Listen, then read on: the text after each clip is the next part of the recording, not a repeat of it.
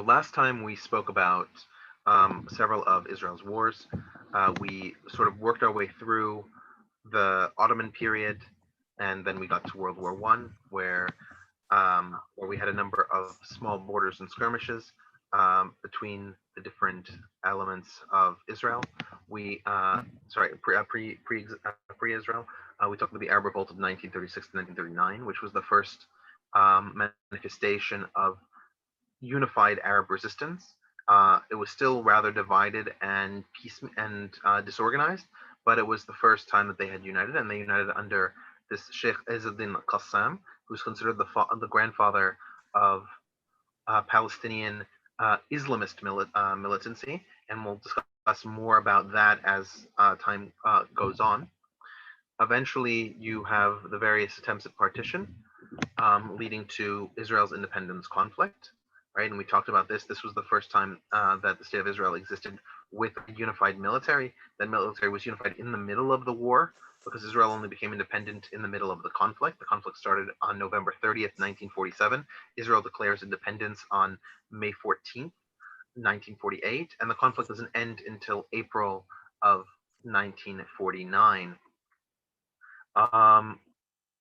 After that conflict, the territory that Israel had was 78% of the former British Mandate. We talked about how once Israel was in control, they were in control of a number of Arab populations. The majority of the Arabs from the territory had fled. 720,000 of them became refugees in the various refugee camps or fled to other third-party countries, but a number of them remained in Israel. About 150,000 of them remained in Israel, and they constituted a minority, but they were a minority under military watch until 1966. At the same time, you had large-scale Jewish expulsions from the Arab world, up to 850,000.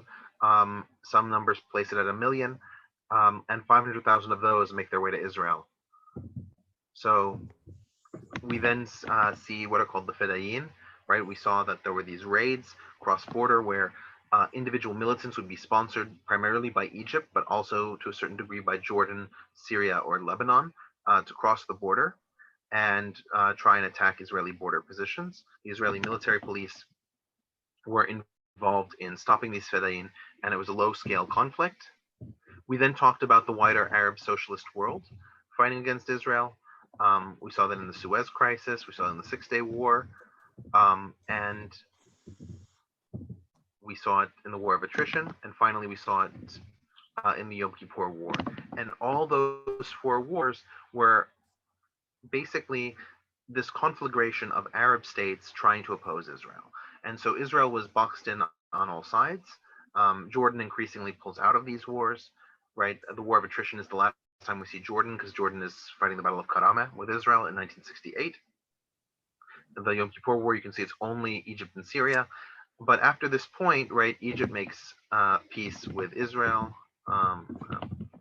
Egypt makes peace with Israel. And so by and large, the Arab states have pulled themselves out of the conflict, and it really becomes a conflict between Israel and either Lebanon or entities within Lebanon or Palestinians.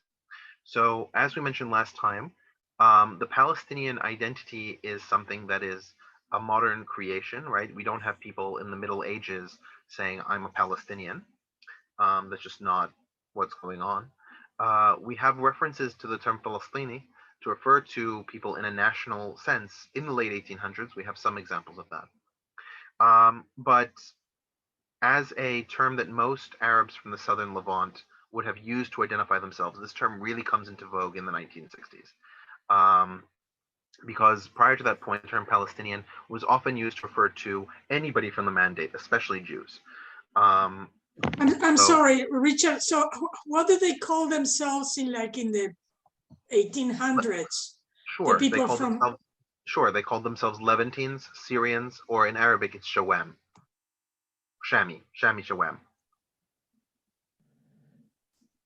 So that was the term that they typically used for themselves, right? They didn't see that there was a distinctness to living between the Mediterranean and the Jordan River. They saw themselves as being the same people as the ones in Lebanon, the same ones as in Jordan, the same ones as in southern Syria.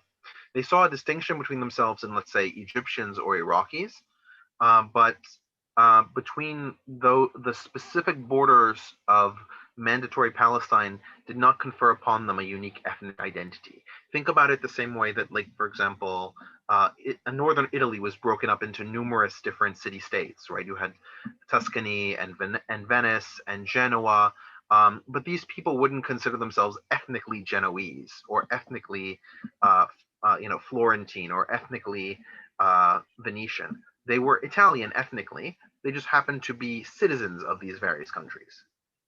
The consciousness of a unique national identity took time to form, and that's what I'm calling Palestinianism. The idea that there is such a thing as a unique Palestinian people. So, so the first major development in the rise of Palestinianism, of course, was the result from being expelled from Israel during the Independence War. And so you can see the refugee camps in Lebanon, in Syria, in Jordan, in the West Bank, and in Gaza. Time zone, US or even anywhere in the world for that matter, as long as they could do the work remotely. I think that might really change our views on what it is to work. And I think that's. Can you please mute yourself? Because if that becomes the trend. Hello? Okay, hold on. Examples of how your day-to-day work is fundamental. Ralph, are you talking to us? No. Well, wait a minute. I can't find my mute. Oh, here it is. Okay, sorry. Okay. So you have this Palestinian national identity that's developing because of the political situation, right? In the lower left, you have the government of what is called Hukumat, the government of all Palestine, and that this government is ruling Gaza. It's an Egyptian puppet government. You can see the All Palestine government passport right next to it. And this government exists pretty much until 1956, because Israel invades the Gaza Strip during the Suez Crisis. When Israel pulls out, the Egyptians just decide to rule it directly as a military enclave. And Jordan rules the West Bank until Israel takes it. In fact, the Jordanian parliament had seats for the West Bank constituencies until 1988. Despite the fact that Jordan didn't control the West Bank after 1967. And despite the difference in size, roughly a third to half of the Jordanian population lived in the West Bank. Which is why today, over 60% of Jordanian citizens are ethnic Palestinians. Richard, and the people, when they live in Jordan and Syria, do they have the same rights of the Syrians? What was the legal status of them? Sure. In the different countries, the legal status was different. So in Egypt, they were not put into camps. They were allowed, to live in the general areas, but they didn't have residency papers, which meant that they couldn't get proper jobs. They can get jobs, they just can't get proper jobs. And becoming educated and getting travel documents was very difficult for them. Things have changed somewhat in the last 2 decades, but not significantly. In Jordan, the situation legally is rather complicated. For the Palestinians who left during the 1947 to 1949 war, Israel's independence war, those Palestinians generally have been made Jordanian citizens.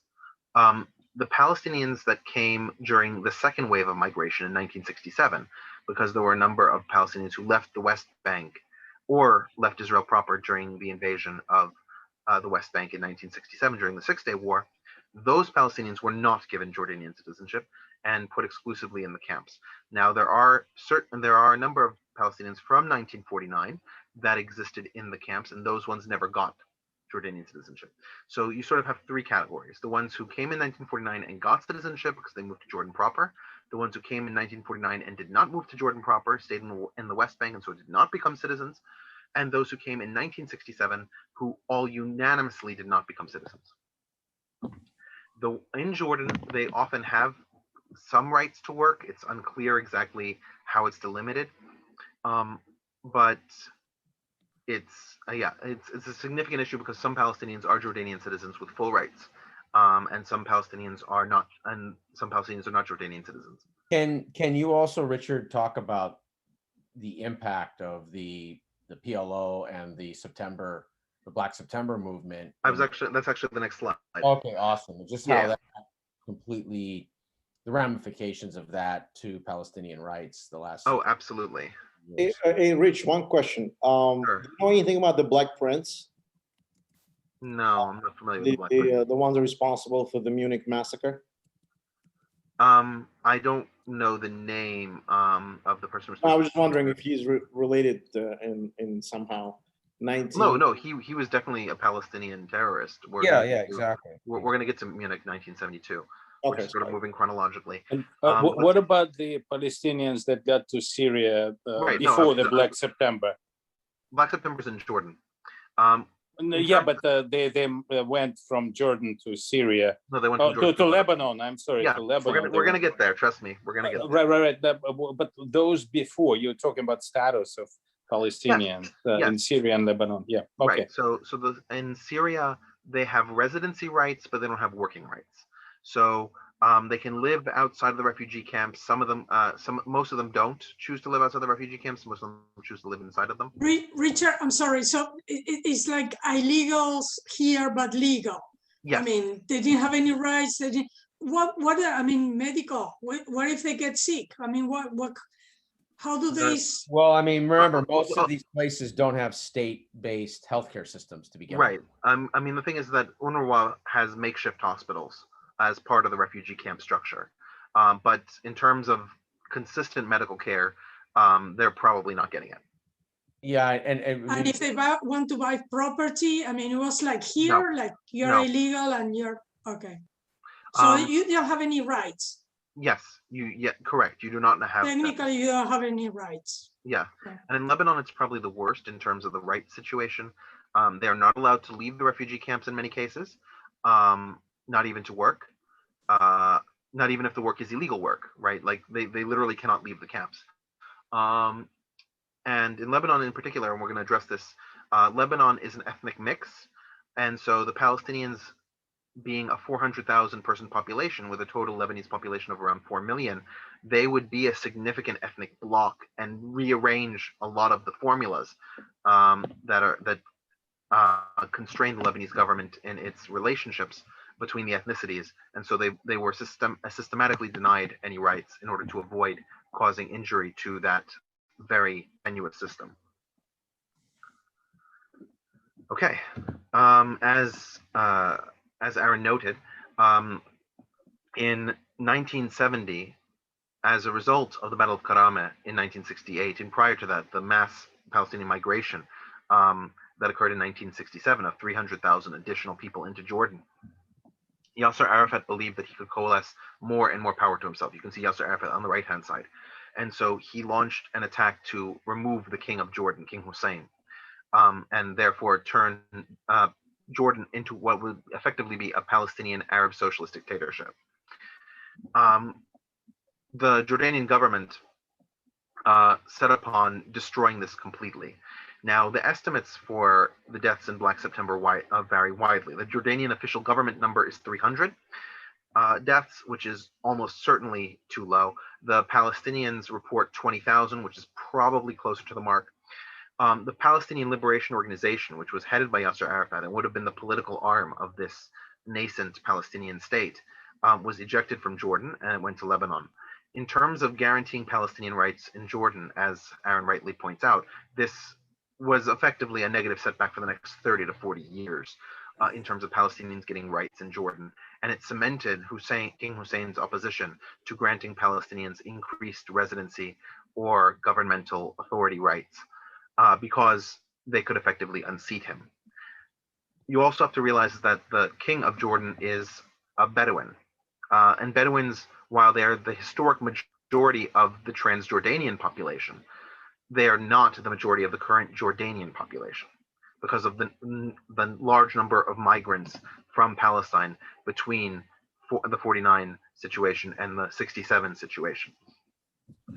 So Rich, yeah. I just also, I don't know if you're going to talk about it, but even those Palestinians who have citizenship of Jordan, they are also being discriminated because that minority, they cannot be officers, for instance. There are a lot of division there because the ethnic Jordanians that are a small minority there, they have a lot of privileges that the rest of the population do not. Like, that's probably also a lot of tension internally. Oh, absolutely. No, as I mentioned, they don't have the right to be government ministers. They don't have the right to serve in the military. Military in Jordan is disproportionately held by the Circassian minority and by the Bedouin Jordanians, of which the king is a member. So then the Palestinian, once they were removed to Lebanon, they began to try and create a functional government in the south of Lebanon. And this started in the early 1970s and led to the instability that would cause the Lebanese Civil War in 1975. So separate from this, we have a number of different campaigns. So as Zach mentioned, there was the attack on the 1972 Israeli Olympic team. You can see the team in the lower right-hand side. Those are the 12 or 14 individuals who were killed by Palestinian terrorists at the Munich Olympics. Israel decided to respond by creating Operation Wrath of God. And Operation Wrath of God was epitomized in the film Munich, where Israeli agents went across Europe, especially Western Europe, to try and assassinate different leaders of the nascent Palestinian movement, be they directly affiliated with terrorist organizations like Black September, because Black September also happened to be the name of a Jordanian terrorist group, a Palestinian terrorist group operating out of Jordan, or if they were part of the managerial wing or the political wing, Israel was desiring to take out these figures to prevent a second massacre.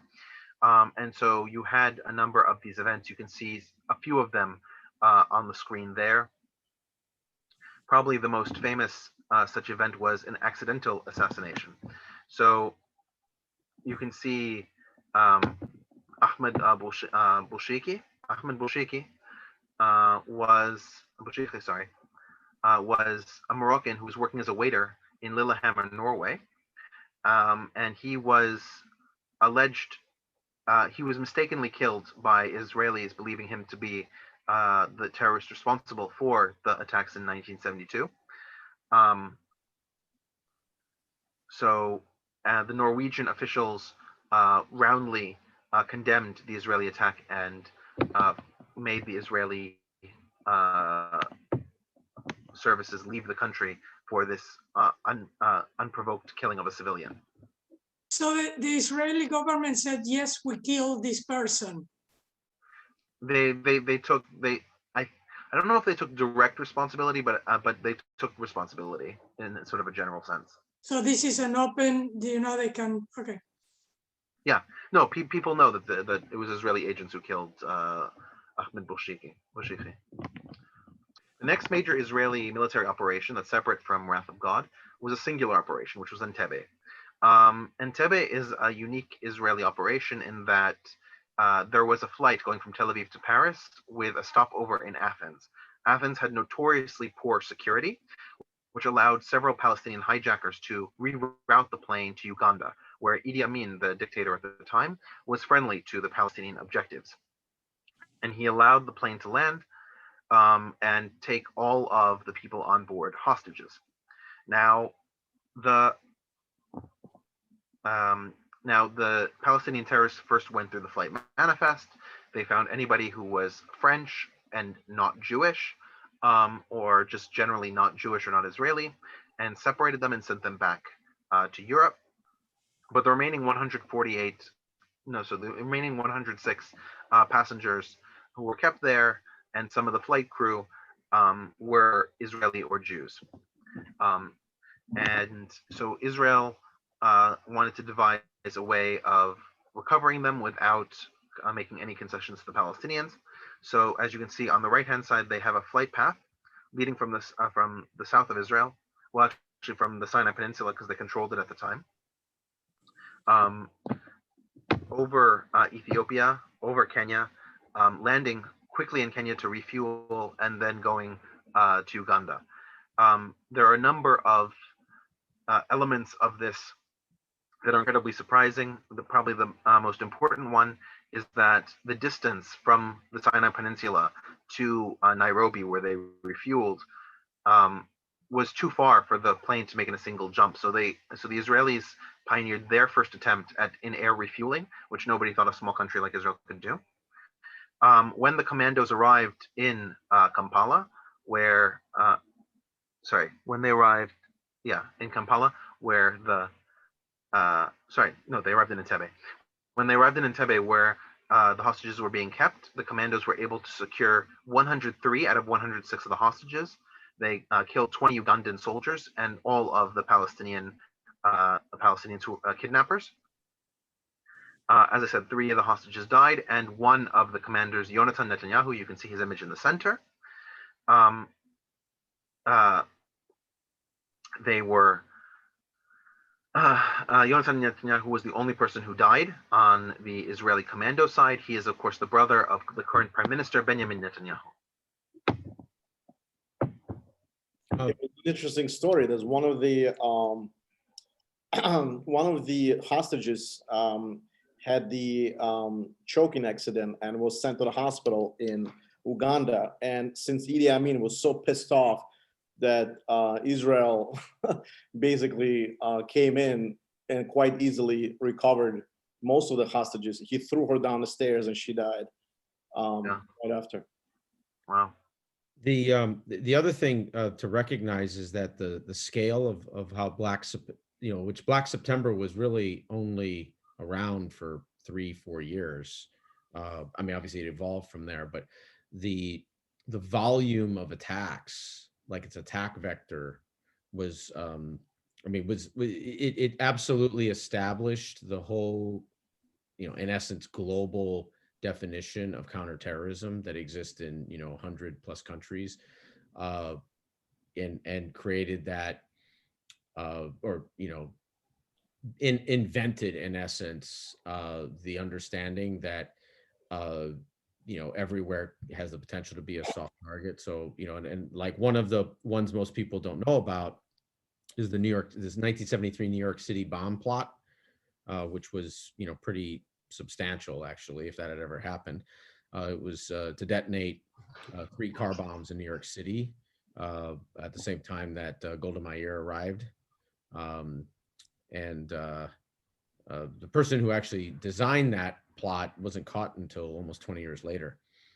That was, and that was just one of dozens that they either attempted or executed. And I think one thing to also add is that, the attempted coup in Jordan, they killed the prime minister of Jordan. So this wasn't just, kind of like a goofball attempt at kind of an overthrow of the state. This was a full-fledged attempt to basically completely overthrow the state and to create, as Richard said, basically a Palestinian socialist dictatorship. Arab dictatorship. Yeah, exactly. I also want to point, thank you, Aaron. And then maybe this is a controversial thing, but the Federal Republic of Germany during the 1972 Munich Olympics completely mishandled the whole situation of hostage taking by Palestinians, and didn't want to disrupt the whole Olympic movement and just wanted to hush the whole thing.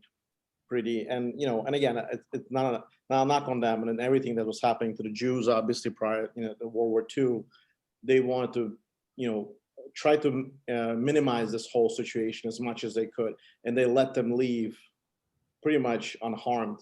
All the hostage takers with hostages were able to leave. Well, so the thing we have to realize is that so there was this sort of, like the frog boiling.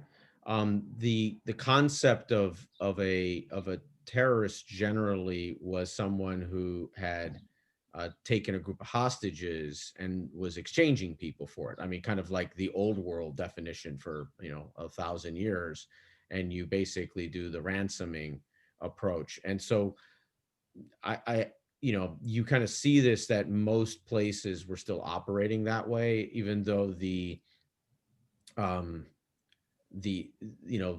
approach that Black September took was, basically like a Silicon Valley innovation, right? I mean, they really amplified the breadth and the depth of their attack vectors, and that transformed.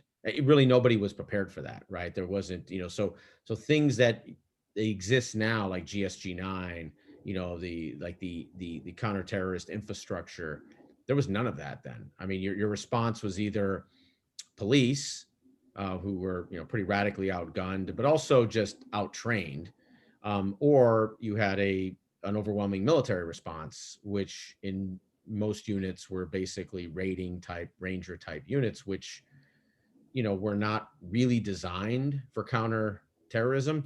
So they, Black September figured out this space in between that they could operate in. And for those 3-4 years, they were fairly effective in operating, within that. Now, I would say one thing is that, and I don't know if you're going to touch on this, Richard, is that these events, I think, changed a lot of support, or let's say lukewarm support that Israel had, moved more into the column of maybe not full support, but more supportive than they had before. You could say. Yeah, I was going to say in the early period before the Intifadas, yeah. Yeah, exactly. And so I think that's, and of course that was, at the end of the day, that's the outcome of what a lot of what Black September did, is that it weakened their cases across the Middle East because they kept trying to overthrow governments, and then it weakened their case against Israel because Israel was now a victim. Yeah, exactly, because they had so many attacks. Let Ralph speak. Yep, sorry. I thought that going back to the Munich Olympics, I thought that the hostages were killed because the Germans botched a commando effort to rescue them. That was my point. I mean, it was nothing to do with them having an alpha group, so speaking, a Russian version of, commando or stuff like that. They botched the whole thing. I mean, it was just complete. Well, okay, but remember, it's like if something doesn't exist and you're not good at doing it, then yeah, it's a revisionist view to say that they botched how they should execute counterterrorism when there wasn't a counterterrorism, template. I think it's also interesting when you look at Entebbe, Yoni Netanyahu, the only Israeli soldier who was killed during the rescue, that he was the commander. He was the field commander of the force. Yeah, which was interesting, and he is regarded as very much a hero in Israel, as you might expect. Right. I read his letters where he wrote very extensively during his career, and he was a memorable individual. He would not have been a liberal if he had gone into politics, by the way. He certainly would have been quite militant as a right winger. But he was in most ways the more he was the more outstanding of the two brothers, probably. And another thing is, and which I don't know if it's true or not. Remember when Golda Meir was asked, are you going to negotiate with terrorists? And her famous line was, "We don't negotiate with terrorists." And also it was offered by Israel to help Germans, with this kind of situation, because they were familiar with this whole, prior to other attacks that was happening. And Germans said, "Sorry, Olympics, we can't do it." Yeah, but I mean, that's not unique, right? I mean, you don't generally have external forces on your soil, the political repercussions of that are just beyond explosive. It almost doesn't matter what country it is. I mean, I'm a little more defensive about West Germans' response to this, because if you let one country, you have to leave everybody else. So, I mean, why let Israel come in and not other countries? Well, yeah, and, right? and it also speaks to I mean, you just lose all the support of your defense and security industries. I mean, it's just everybody sort of. Oh, but the sensitivity of the fact that the Jews, the 6 million Jews were killed. Obviously, that was my point. Like that was almost like, no, we're right now currently handling Olympics, and we just have to do it. Let them leave. We botched it, and okay, it's on us. Let them leave. That was my whole premise. Maybe I'm wrong. But understand that was not very different than what was happening in Italy. With the Meinhof gang, or with or Red September, or Red Star, etc. I mean, you had, this wasn't. I mean, it wasn't unique that you had a lot of very, very dynamic, what you would call, armed, whether it's terrorist or militant kinetic groups that were running around Europe, that were either being directly or indirectly supported by various actors. And so this was a new evolution in understanding security. I mean, it's just, I mean, we could sit there and say, they should have had a GSG-9 that was ready, trained, and built, but I don't know how that would have happened. It's in 1978, we have the first time that Israel intervenes in the conflict in Lebanon, right? So we've started the Lebanese Civil War in 1975, and the particulars of most of the Lebanese Civil War are actually not terribly relevant to Israel. But there are two parts that are really worth stressing. The first one is that there are two major forces operating in the south of Lebanon in the early part of the war. And one of them is the Palestinian Liberation Organization, right? We mentioned how they have fled from Jordan since Black September and are now operating primarily in Lebanon. And so they're operating in the south that's very close to the Israeli border. And you have a number of cross-border raids and attacks that begin to occur. The second major group, which is represented by that shield with the cedar and the blades crossing it, that is the South Lebanon Army. Now, the South Lebanon Army was a Christian phalangist group. Their inspiration was a number of fascist movements in Europe, just like many of the Muslim side militias as well. Hezbollah has a lot of fascist iconography as well. But the SLA was amenable to having relations with the state of Israel. And you can see in the upper left-hand side a meeting between the South Lebanon Army and the IDF. During Operation Litani, the Israeli the Israeli SLA relations were actually less cordial than they would eventually become, with the SLA becoming increasingly a stalwart ally of the state of Israel. And so they assisted the Israeli government in pushing up to the Litani River. You can see on the map on the right-hand side, the Litani River is that light blue line. So between the dark blue line, which is the Israeli-Lebanese border, and the Litani River, which is that light blue line, Israel advanced with the help of the SLA and left control of the territory in the SLA's hands. The one exception, of course, is the city of Tyre, which you can see on the coast, and the city of Tyre was not occupied. But what really forced the Israelis' hand into moving into Lebanon in Operation Litani was the attack of the al-Mughrabi. You can see on the left-hand side, she is a terrorist from Fatah, the organization of the Palestinian Liberation, the part of the Palestinian Liberation Organization that Yasser Arafat was directly leading. And she entered Israel illegally and attacked a number of civilians on the beach in what's known as the coastal attack. 38 Israeli civilians were killed. In the ensuing fighting, she was killed by Israeli police officers. The Palestinian world considers her a martyr. The UN and the Israeli government have both denounced her as a terrorist. She is one of the first women martyrs in this way, if not the first. So in 1979, we see a massive shift in the Middle East in general, and the shift comes sort of in two parts.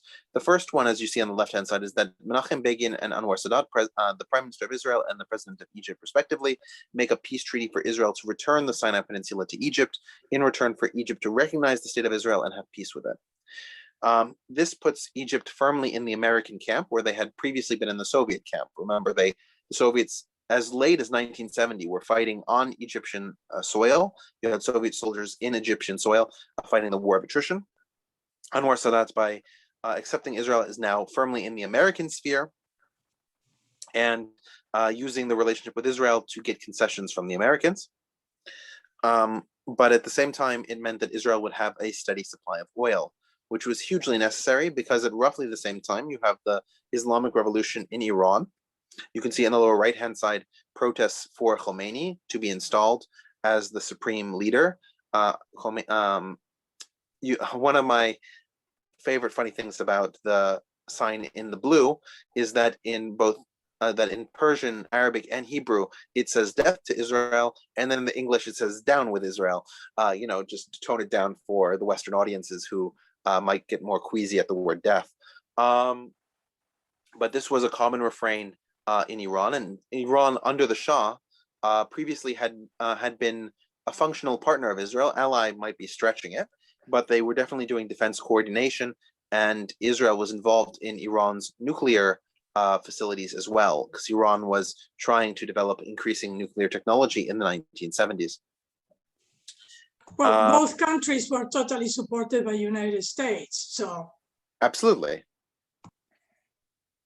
And this was during the Cold War, obviously. So, this is, the balance of power, basically. And this event was a big deal, obviously. Both of these events, actually.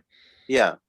From the Israeli perspective, it completely realigned their defense priorities, right? Because prior to Anwar Sadat making peace, as we've seen in the Independence War, the Suez Crisis, the 6-Day War, the Yom Kippur War, the dominant threat was coming out of the Fedayeen as well. The dominant threat was coming out of Egypt. In all those cases, right? Israel had to resolve the Egyptian front of the Independence War before they got to the Jordanian or Syrian fronts. It was Nasser who was paying for the bulk of the Fedayeen who invaded in the 50s. It was Nasser who got the large air force that Israel decided to strike first before going after Jordan or Syria. And in fact, in the case of Jordan, Israel waited until Jordan made direct attacks against them to make a move. And the War of Attrition and the 6-Day War, the War of Attrition and the Yom Kippur War were primarily Egyptian attacks against Israel. So this change fundamentally meant that Israel could move troops away from its border with Egypt and reposition them. At the same time, because of Iran's significantly larger size and larger ambit, Israel now was worried and would increasingly become worried about a proxy war with Iran. So Iran, of course, was not the only threat that Israel faced. Israel also faced the threat of a nuclear Iraq. And so you can see there on the right-hand side, the Osirak reactor. This was a reactor built in collaboration between the French government and the Iraqi government. And Israel sent fighter jets. You can see sort of a stylistic representation on the left-hand side across Jordanian territory illegally to bomb this reactor. It was one of Israel's most successful missions, and it boosted the prime ministership of Menachem Begin. His liberal critics wanted to undermine it, but of course, it was seen as just trying to poke down somebody who really won effectively. So he easily won re-election for the Likud party. But generally speaking, this prevented Iraq from ever acquiring nuclear weapons, given that Iraq's technology would be completely stymied when the United States destroyed them after the Persian Gulf War. So how was the UN or how were the international groups reacting to this? One country coming and bombarding another country. I mean, sure, there was international condemnation, especially from the Arab world and from the Soviets. The French gave a very vociferous condemnation because several of their civilians were killed in the bombing. But the United States, I believe, either supported it or was silent. The UN released a functional statement about, national sovereignty, but didn't really do anything serious. so they didn't condemn it. They didn't say No. yes. The UN condemned it as a violation of Iraqi sovereignty and of Jordanian airspace, but they didn't actually, do anything. That Israel wasn't given sanctions, for example, and it wasn't really debated. Yeah, the other thing to realize too is that back at the moment the Black September movement attempted the coup in Jordan, Jordan's stance and or lack of support from other Arab states at that point, they started to evolve, let's say, their relationship with the Israelis.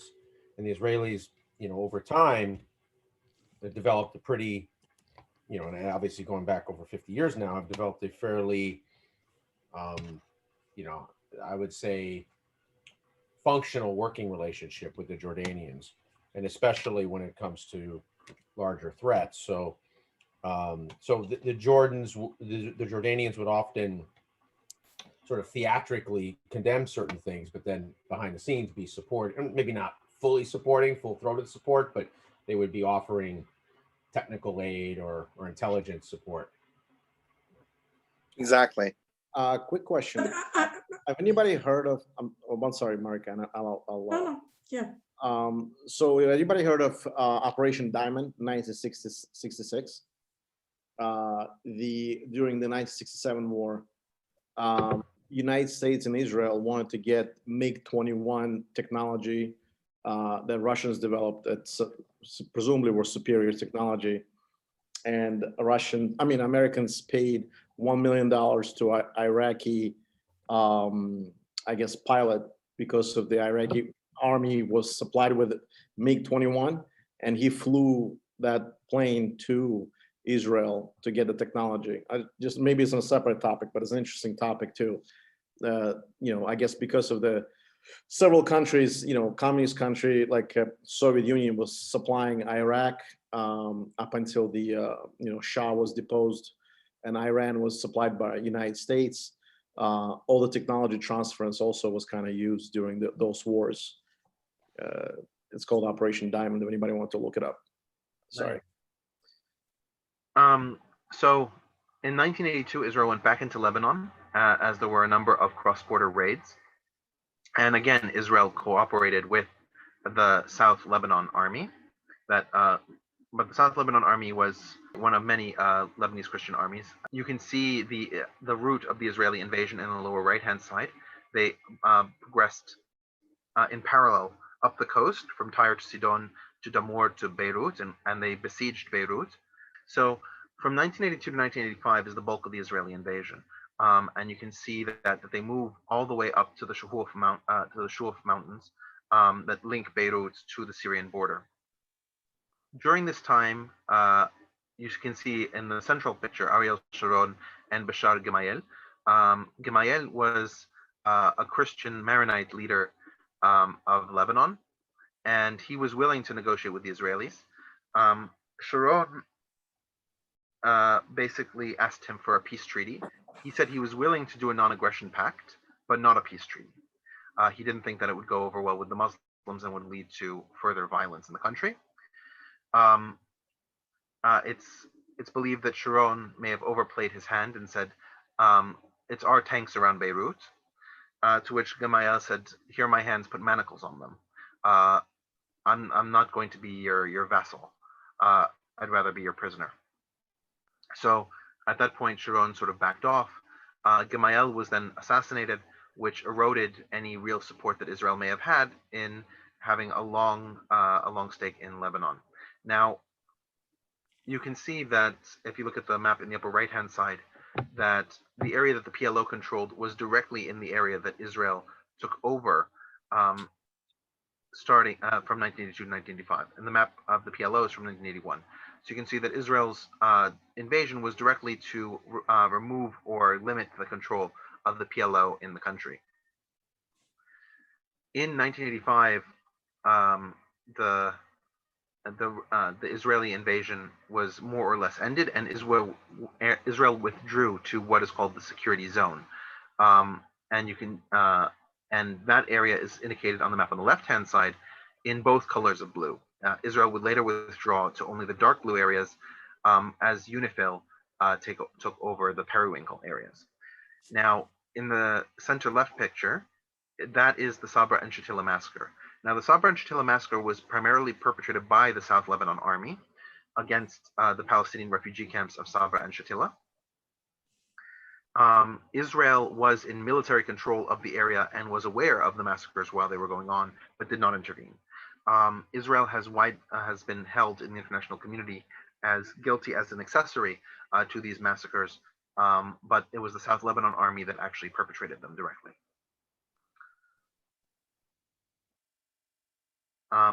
In 1982, we also see the formation of Hezbollah, and Hezbollah and Aman, which were both two different Shiite militias, were the prominent forces that were opposing Israel in the south of Lebanon, where there's a Shiite majority population. In addition to the PLO, but the PLO is disbanded from Lebanon and expelled as a result of the Lebanese Civil War. Israel maintained control of the security zone from 1985 until 2000, when Ehud Barak withdrew it. The withdrawal of Israel from the security zone in Lebanon was widely seen in Israel as a failure, and widely seen by Hezbollah in Lebanon as a success, because they were the primary opponents of Israel maintaining that security zone, launching a war of attrition against them in the late 80s and throughout the 90s. Yeah, I mean, it's pretty widely accepted that that the Israelis escalated into a conventional conflict, which is, they were dealing with an asymmetrical foe, and that shifted the advantage ultimately to the asymmetrical foe or foes, and then their inability, so it turned it into a political, commitment at that point, and then any kind of de-escalation or changing of tactics was seen as a failure, which it almost like a micro Vietnam, really, in some ways. But in a weird way, it's sort of like the Israelis were fighting this like it's Vietnam, and the militia groups were fighting like they were the FARC in Colombia. That's how I've always sort of seen it. It's sort of like, so you had a much longer political movement, which, the FARC almost 50 years now. And I think, I've looked at it that way for quite a while, because I think it offers a way to understand how difficult it is to de-escalate and to change sort of direction on all parties. Aaron, what do you call asymmetrical from the beginning? I mean, that is an unjust thing that is... Well, no. Okay, so when something is, when it comes to at least military or security affairs, when something is symmetrical, it's highly conventional, meaning tanks, ships, planes, etc. When something is asymmetrical, so there's asymmetry, right? There's an unevenness. That would be a guerrilla force. That would be a force that would be using special operations or hybrid war. Like, you could argue what the Russians do in the East, in what's now Eastern Europe, is basically a lot of asymmetrical, what are people calling hybrid war. And so you're using all these different sort of tactics. You're like a fusion chef, basically. And so the Israelis really, I mean, if being objective, never adopted this in any consistent manner. It actually exposed a huge flaw in their military system. Yeah, and their whole military system has been sort of an internal conflict that even to this day sort of exists. I mean, now there's enough of a new generation, so you're seeing this shift from large forces to smaller more dynamic. But if you look at how the United States responded after Vietnam, or the Russians after Afghanistan, the Israelis actually were a lot slower in responding to this, even though these events happened, basically after, Vietnam or Afghanistan. So, and obviously there's a whole moral calculus here that was going on, at all levels, that hasn't changed and probably won't ever change. But that's a different, to me, that's a different, it's hard to put those two together. No, I think Right. that's a really important point, that Israel's shift from fighting the Arab states to fighting these militia groups like Hezbollah, like Amman, like the PLO, required a completely different set of tactics, because unlike a nation state, these organizations don't have land, they don't have wealth, they don't have the way you destroy them is the way you destroy any criminal organization, is by arresting the members and removing their leaders. But Israel hadn't adapted to that. And their infrastructure, which is often social infrastructure. See, that's where it gets, that's why, that's so your point around asymmetry, that's where it gets dirty, is the asymmetry. Yeah. But the Israelis were aware that the Hezbollah built the network of underground tunnels, Sure. right? And attacking it with tanks. It seems to be a little bit illogical. We were aware in Vietnam that it was a jungle. The Soviets were aware that there was the Pashtuns. It's when large states' political culture, and typically, the old saying, you're fighting the last war, and your leaders tend to be people with the last war bias, right? They're your OGs, right? They're kind of your cultural OGs, and so they're the most resistant people. You can read these really fascinating stories in the 80s of coming from low level officers in the Israeli and the IDF who really hadn't fought any of those old historic, almost biblical wars in the Israeli creation story, saying, I don't really care about what we did in 73 or 67 or 56 or 29, blah, blah, blah, blah, blah. They just were like, that isn't what I'm seeing. That's not what's right in front of me. And you could find the same exact correspondence. There's people who've written papers on this in the War College, coming from Vietnam based officers in the United States Army, and also Afghan officers, the Soviet Army, who were basically saying exactly the same thing in their own language. Like, I don't really care about the Great Patriotic War. That has nothing to do with that has nothing to do with the sandhill in front of me. I have a question though.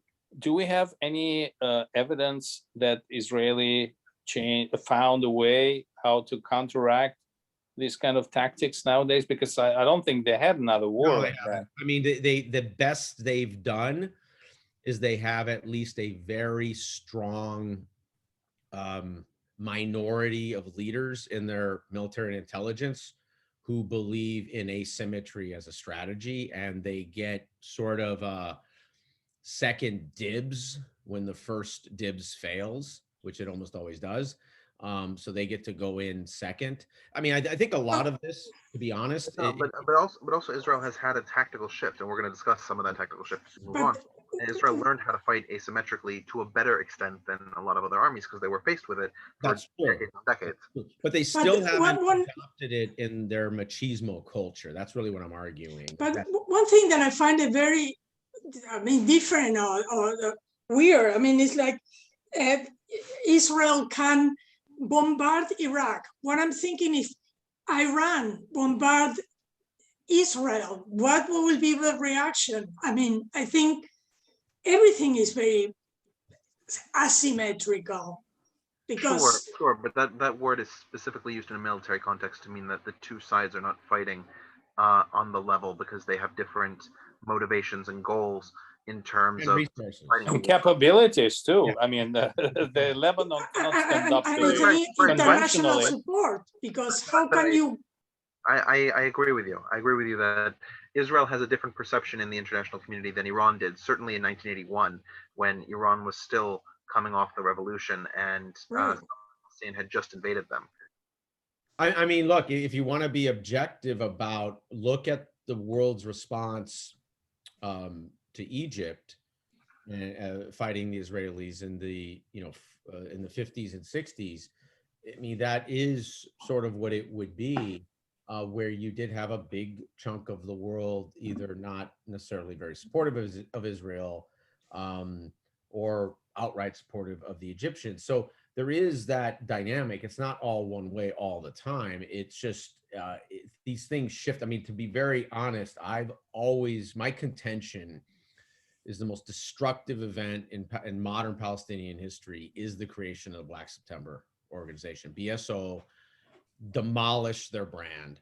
What about before that? What about the Palestinians that they live in Palestine and suddenly they don't have any rights? I mean, get that, but my point is human beings, generally speaking, don't live over a 300-year, 100-year continuum of chronological history to make daily decisions. They go with what's right in front of them. And the BSO, especially in the 70s and into the 80s, became sort of brand PLO, and that was, very, very, I mean, that was very, very destructive to their, to their larger aims, I guess is the whole point. And there's modern corollaries to this, right? So when in essence a small breakaway, the Taliban from larger, Pashtunistan, basically, right? The, nearly 40-50 million Pashtuns, that became brand Pashtun. And they've, I think, done a reasonably average job to try to shift that, but there's still an association with it. And I think that's, the larger aim is you get more radical individuals or groups, for obvious reasons, who then can take on more destructive aims, but they don't square with the long-term objectives that you have, especially if your goal is something like a civil right type of development. And I think that's a you see this over and over. It's not unique to the Palestinians. I mean, you see this all over the world. All right, let's continue. Yeah. So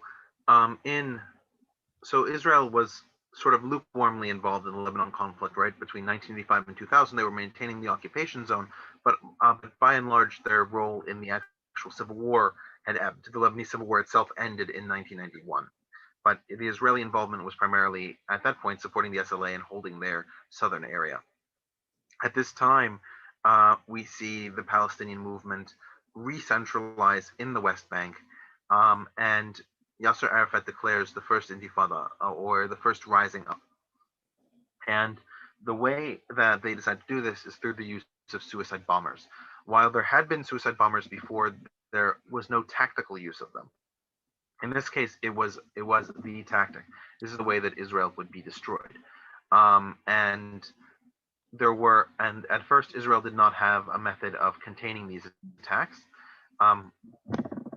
And they were low scale but consistent throughout this period. I believe there were roughly 3,000 Palestinian self-bombers between 1987 and 1993. Yitzhak Rabin, as Israeli Prime Minister, became the first one to really reach out to the Palestinians and try to create some sort of accord or agreement. You can see on the left side, this is a more recent map, but you can see basically where in red all of the Israeli settlements are, and the major cities, of course, are majority Palestinian.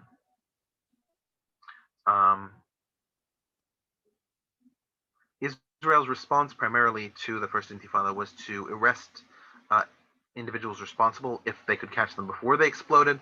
Obviously, if they were exploded, they couldn't really be arrested. There began to be talks about collective punishment. Collective punishment really solidifies in the second Intifada, but you begin to see arrests and criminal investigations into Palestinian networks, especially those that are based in Israel. But by and large, the Israeli response is to try and just find the people before they explode.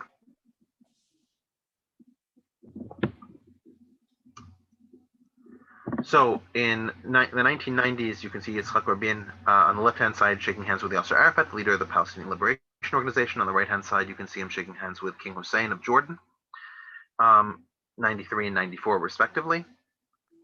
Yitzhak Rabin made overtures with the Yasser Arafat, and so Yasser Arafat ended the first Intifada, and this resulted in the Oslo Accords, which divided the Palestinian region into three distinct categories. You have Zone A, which is exclusive Palestinian civil and military control. You have Zone B, which is Israeli military control with Palestinian civil control, and Zone C, which is exclusive Israeli civilian and military control. What I mean by that is that if I say civilian control, I'm talking about the internal administration of the region, and military control as in the governance of the region. The majority of the Palestinian population was in the Zone A areas. The majority of the actual territory was Zone C, which means that the Palestinian West Bank and the Gaza Strip effectively became Swiss cheese, where Israelis controlled the cheese and the Palestinians controlled the holes. This put the new Palestinian government, because the PLO was reincorporated as the Palestinian Authority, with the ability to make civil domestic decisions in the holes of the Swiss cheese, for want of a better term. It made Israel the primary tax collector and distributor for the Palestinian Authority. It also made Israel the primary security guarantor for the Palestinian Authority. Although Palestinian police were trained in Jordan as part of the peace relationship between Israel and Jordan in 1994. Yitzhak Rabin was assassinated by a right-wing Israeli, Yigal Amir. You can see him at his trial on the right-hand side. On the left-hand lower side, but he's in the right side of the picture. Yigal Amir argued that he was following the religious principle of Rodef, meaning that if you see somebody and you know with certainty that he is going to kill a third person, and there's nothing you can do to stop him other than killing him, it is your obligation to kill him. Using this idea of Jewish law, he assassinated Rabin, arguing that Rabin was in the process of killing Israel, and that only by killing Rabin could he save Israel. He was incarcerated for assassination of a sitting prime minister. But the Oslo Accords endured until without remarkable change until about 2000. Yasser Arafat had remarked that he never trusted an Israeli official again after Rabin. Yeah. All right, any questions? All right, so then we move into the second Intifada, which starts in 2000 and 2005. The stated reason for the Intifada is, as you can see in the center, Prime Minister of Israel Ariel Sharon walked into the Al-Aqsa Mosque and to the Dome of the Rock Shrine. Those are areas that, according to Jewish halachic law, Jews are not allowed to be in. And just as a functional Israeli matter, Israel has given control of the area of the Temple Mount to the Islamic Waqf, or the Islamic Land Trust. And the Islamic Land Trust has also decreed that Jews are not allowed on that territory. So as the prime minister and a clear Jew, one that has been involved in Israel's wars before, this was supposedly the reason for the second Palestinian Intifada rising up. Now, from most historians would argue that there was a Palestinian Intifada in the works, and they were looking for their catalyst event. Think very similarly to Kristallnacht, where it was supposed to look spontaneous, but actually had a lot of planning behind it. The second Intifada resulted initially in a much higher rate and a potency of the suicide bombers. Israel took a large number of casualties, and there was an attack almost every week, if not more often than that. Yeah, the key point too is that, to your prior conversation, is that there wasn't unity in the Palestinian cause when it came to negotiation. So Islamic Jihad and Hezbollah and Hamas actually were actually wanted to disrupt the talks that were going on between the Israelis and the Palestinians, and so there was an internal counter revolution that was really pretty substantial, and And I'd say basically, if I'm being objective, it's pretty effective actually in the end. In preventing peace, yeah. Yeah, exactly. And in preventing peace, it basically degraded the trust on all sides to such a degree that it just everything, kind of just cycled backwards into, a 2.0 version of the 80s, basically. Yeah, exactly. Now, there are two major differences in the Second Intifada, in addition to the ferocity. One of the primary ones you can see in the upper left-hand side is that Israeli commandos began to actually enter the West Bank, specifically Palestinian refugee camps and large cities, in order to find and take down Palestinian terrorist organizations. Previously, during the first Intifada, Israel played primarily defensively, trying to prevent people from exploding before they exploded. In the second Intifada, Israel actually went out into Palestinian towns and cities, took over houses, and fought a street-to-street campaign in several of the cities, especially Jenin. The second, as you can see in the lower left, is that Israel began the construction of the separation barrier.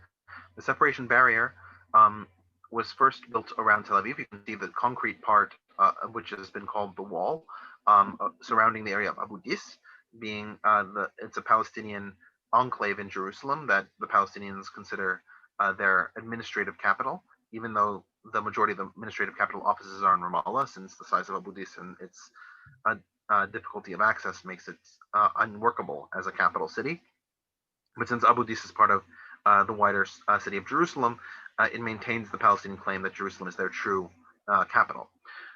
So Israelis built the wall section, the concrete wall section at Abu Dis, and continued extending the security barrier from 2004 through 2006 along the border of Israel and the West Bank, diverting into the West Bank where there were Israeli settlements deemed worthy of protection.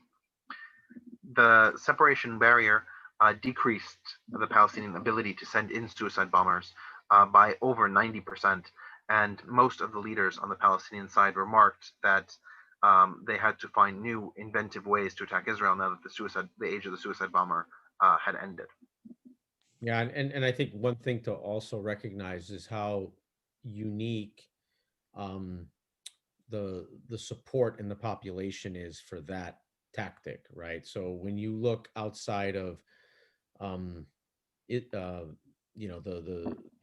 Palestinian territories or Lebanon, the support for suicide operations is, generally speaking, rarely, sometimes, or often. Pew's done the research. I'll put the link in, but it's typically in that 10 to sort of 20-ish% at most. And in that region, and including parts of Jordan, the support is between 60 and 80%. I mean, so it's so far off the handle in terms of the norms. Like, you don't see those percentages nowhere near that in Pakistan, across Central Asia, North Africa. I mean, it all holds in that in that range. Turkey's sort of one that's higher than normal. It's around 40%, but it's 70, 80. It's in the Palestinian territories. It pretty much holds in the 70s and 80s as a percentage. So which is you don't find that you get that kind of support for mom and apple pie, right? I mean, it's just like it's so far out there. So it's become almost cultural, really, at this point, which I think is really long-term problematic, obviously. But yeah, the next Israeli military operation that Sharon committed himself to was the Gaza Disengagement. So you can see on the left-hand side, this is a map of the Gaza Strip as it was in 2005. The areas that are in blue on the lower left-hand side of the map, the southwest, those are the majority of the Israeli settlements. There are some blue areas elsewhere in the Strip. Those are smaller Israeli settlements. And the Israeli military was mobilized to remove the settlers who refused to be relocated. You can see on the right-hand side, settlers refusing to go and pelting an Israeli security officer, I believe, with eggs and cream. Yeah.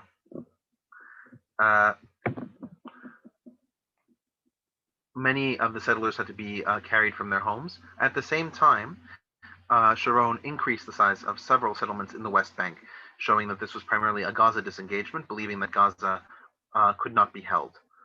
Between the years 2005 and 2007, Gaza was controlled by the Palestinian Authority, but of course, in 2006, with the Palestinian elections and the Hamas takeover of the Gaza Strip, that territory came under Hamas control.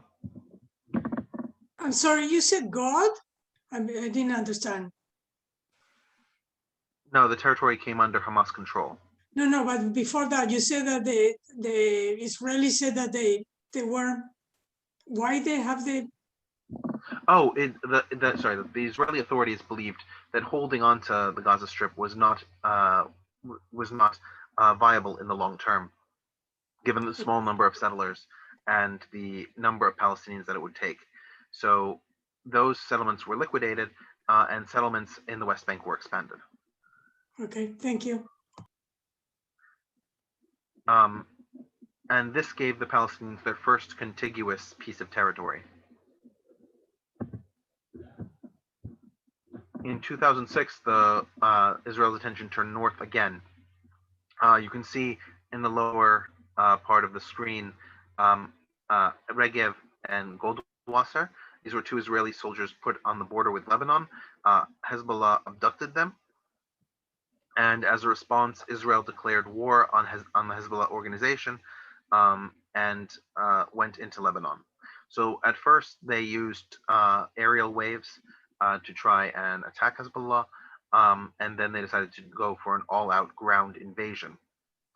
Hezbollah at the same time had Katyusha rockets. You can see the image in the center of a mobile Katyusha launching, I don't know which one to call it, facility or rocket launcher.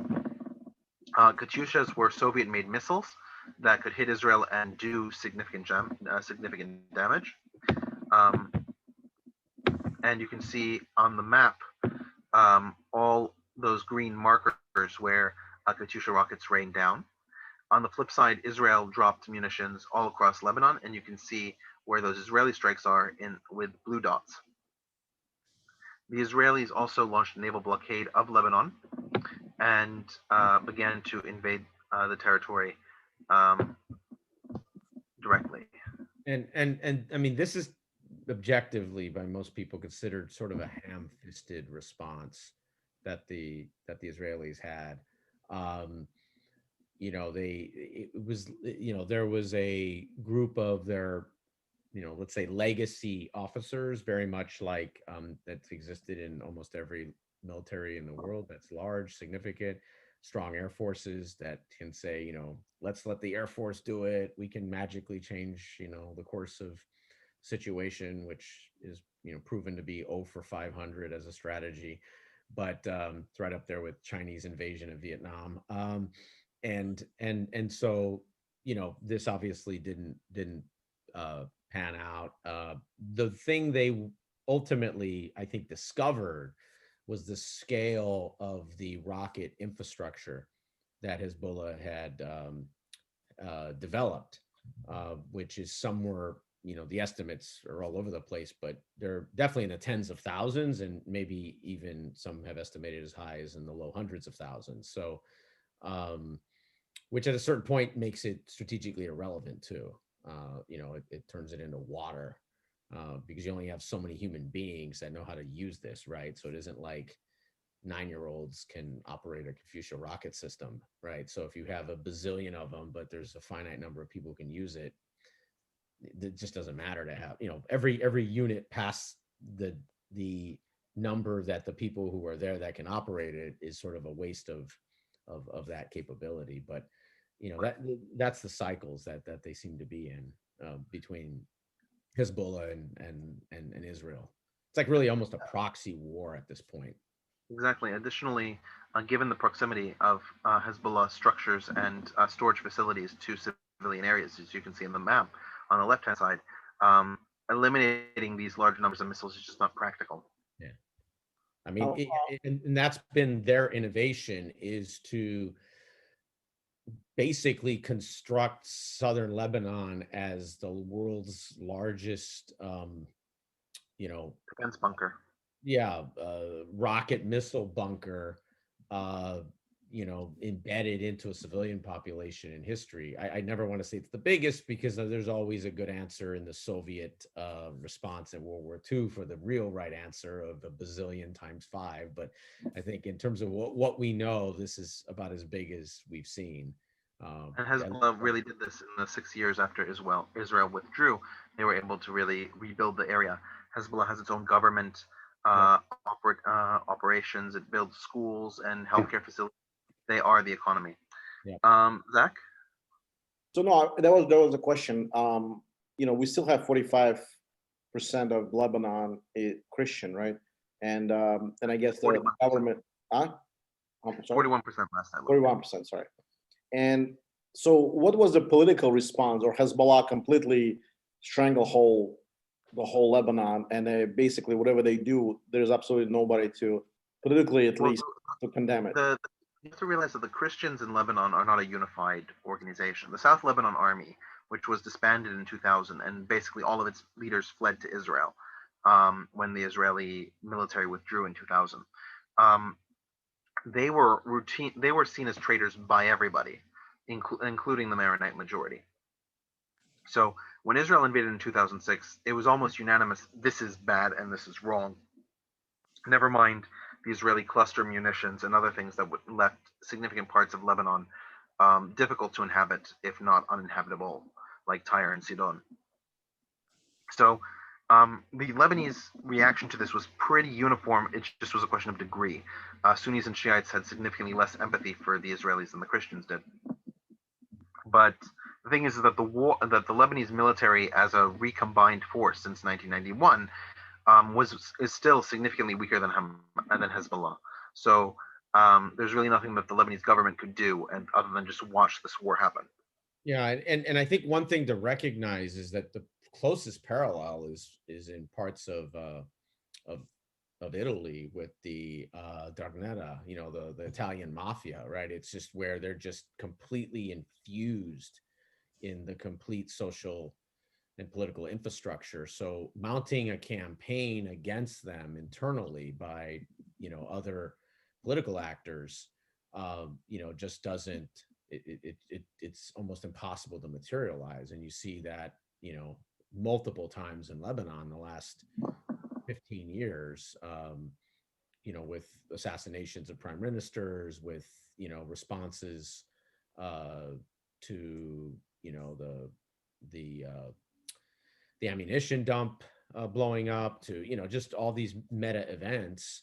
And, Hezbollah is just sort of like, it's just another Wednesday. They just keep on going. And it's very similar to, if you look at sort of the Italy in the 60s and 70s and 80s, just how completely penetrated society was and its institutions with the Italian mafia. So yeah, it's interesting also. I mean, how much of a Shia ethnical or religious population in Lebanon, and then also it's a proxy of Iran, currently supported by Iran, the Hezbollah. Sure. Yeah, but in the south of Lebanon, where a lot of those attacks were coming from, that is a Shiite majority part of Lebanon, right? Lebanon is religiously mixed, but it's not uniformly mixed. So there's some areas that are more Shiite, there's some areas that are more Maronite, there are some areas that are more Melkite, some areas that are more Sunni, some areas that are more Druze. So the southern part of the country is pretty dominantly Shiite at this point. And the campaigns that have occurred the last, really since the Civil War, have really created that environment where you get, protective enclaves, and people sort of live in their own hood, basically, because that's their trusted environment. That's their mini state within a state, basically, that they can guarantee services, they can guarantee, whatever equality of political decision making at least happens in relative form in those spaces. If you look at what Lebanon was like, 50, 60 years ago, I mean, it had a radically different trajectory than it does now in terms of a Yeah. multi-ethnic society. Used All to be right. called the Switzerland of Middle East, right? Yeah, I mean, it really Well, was. no, Jordan was always the Switzerland. It was Beirut was the Paris of the It was Middle East. Paris. It was Paris. Okay. Okay, so now we move into the Gaza conflict. And the Gaza conflict, it really starts with the 2006 election. So you can see on this map the 2006 election. The areas in yellow voted for Fatah. The areas in green voted for Hamas. This was a sweeping electoral victory for Hamas. Yeah. Because of this, Hamas wanted to take over the Palestinian institutions of the Palestinian Authority. Fatah refused. And so in 2007, there was a civil war in the Palestinian territories. Now, in areas in the West Bank, right? Because remember, in the West Bank, they control the holes in the Swiss cheese. Hamas could not unify its forces because Israel controlled all of the intervening territory. And so Fatah was able to maintain control of its areas in the West Bank. Gaza, however, was a unity because of the withdrawal in 2005. So Hamas became the dominant power in Gaza, and Fatah became the dominant power in the West Bank. And until today, as a functional matter, the West Bank and the Gaza Strip are really two different countries under two different authority structures. The Fatah was brought more and more into alignment with Israel. As much as they may vocally deny it, they are functionally working with the Israeli government because otherwise they would never receive their tax revenue. On the Hamas side, though, they made it very clear that they would only ever sign Hudna, which is a temporary ceasefire with Israel. They would not accept the legitimacy of the Jewish state. So in 2006, you had the abduction of Gilad Shalit. You can see the propaganda poster in the center of a Hamas agent holding up a picture of Gilad in his military uniform, and a second picture behind barbed wire of him in his detention cell. And it says, "Support our heroes." And then this is an Arab expression for like Happy New Year. You say, "Kul am wa antum b'khair," all years and you are well. But instead of you, they wrote Gilad. So all years and Gilad is and a new Gilad. So basically, the idea would be that they would keep using Gilad as a weapon against the Israelis, and perhaps every year they would take a new hostage to bring suffering upon the Israelis. So this resulted in several Israeli operations to assassinate key leaders in the Hamas government, and some of those assassinations led to the outbreak of war. The first major war in Gaza was called Operation Cast, led by the Israelis, and the Gaza massacre by the Palestinians. You can see that the main trajectory by which Hamas would attack the Israelis was through tunnels. You can see an Israeli soldier in those tunnels after their discovery. The ground in between Gaza and Israel is relatively flat and devoid of large stones. So it's actually relatively easy to drill these tunnels and fortify them later with concrete roofs. And Israel launched a ground invasion in December of 2008 that remained until January of 2009, at which point the UN Security Council and the United States especially brokered a ceasefire agreement. There were numerous violations of the ceasefire between 2009 and 2012 from both sides before Israel responded with Operation Pillar of Defense. Pillar of Defense was almost exclusively an air campaign. There was no invasion of the Palestinian territories at this point. And finally, the resolution was an Operation Protective Edge, where Israel deployed its new Iron Dome system. You can see in the upper right-hand side, Iron Dome is an anti-rocket system because the majority of the Hamas ability to violate the ceasefires was through the use of Qassam rockets that would hit nearby Israeli villages like Sderot. By using the Iron Dome system, Israel was able to intercept these rockets before they would hit populated areas and took out the primary advantage that Hamas had. And a big, so it's like, if you summarize, the wall, the Iron Dome, air defense, and then now this shift to basically very, very small tactical kinetic drones, so that they aren't even flying their Air Force. It's like that's really become the Israeli defensive posture going forward, and there hasn't really been, you know, Hamas and Hezbollah have not figured out a way to sort of change that calculus, at least within Israel. They try outside of Israel, whether it's in southern Lebanon or other places, to create destabilization. But that's I think one thing to kind of recognize is just, you know, they've figured out, at least at this point, the defensive posture, and the Palestinians haven't evolved their cyber, which should make, you know, that should be an asymmetrical advantage, but they have not evolved that enough, you know, and they don't get support for it from the Iranians, from anybody. So, because I don't think anyone trusts that they won't just come right back on them. So, anyway, so that, I think that's a couple points to sort of square too. These various wars each had a casualty rate on the Palestinian side of between 1,500 and 2,000 people. As I said, Operation Cast Lead and Operation Protective Edge were the two where Israeli soldiers actually marched into the Gaza Strip, which were the only times that Israeli soldiers have been in the Gaza Strip since the withdrawal in 2005. All three of them, although, had air defense. You can see the white phosphorus, which Israel used. According to the Geneva Convention, white phosphorus cannot be used in civilian areas. So Israel got in a lot of trouble from the UN for having done this. Otherwise, as Aaron put it quite correctly, Hamas has constantly needed to attack Israel in a way that Israel can't block.